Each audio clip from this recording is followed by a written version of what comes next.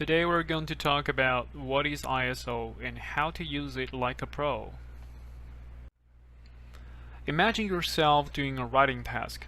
At first, you're doing it at a pace you feel comfortable, and later your friends show up and ask you to join the lunch, so you have to finish your work by lunch.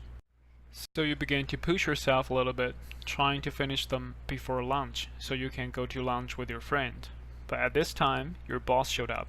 He wants to see these papers on his desk in 30 minutes. Then you really have to push yourself out of the comfort zone, trying to finish them as soon as possible. But let's just pause a little bit. Let's imagine what will these final products look like. If you work at a comfort pace, probably they will look pretty good. But if you rush yourself too hard, these documents probably look really scratchy and hasty. The same principle applies to your camera. The ISO defines how sensitive your camera sensor is to light. The higher the number is, the more sensitive your camera is to the light. However, the more hasty and scratchy the final picture will be. So now let's take a look at several sample pictures.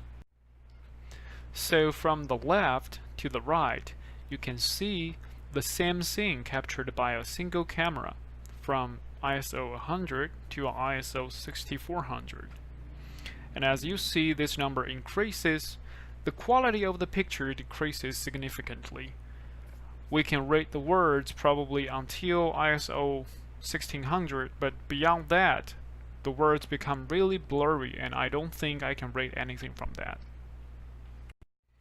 The factor affecting ISO performance the most is probably the size of the sensor. Like I said in the first episode, the larger the sensor, the more light information your camera can get from the environment. So normally, a DSLR with a large sensor can outperform the iPhone 6s in a low light settings.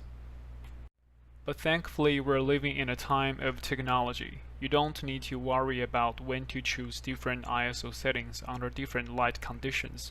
The cameras can take care of these things for you, but you have to turn on the ISO sensitivity auto control. Then the camera will choose the lowest possible ISO to match with the minimum shutter speed you have set yourself. We will talk about how to choose the correct shutter speed for different lenses in the next episode. Thank you so much.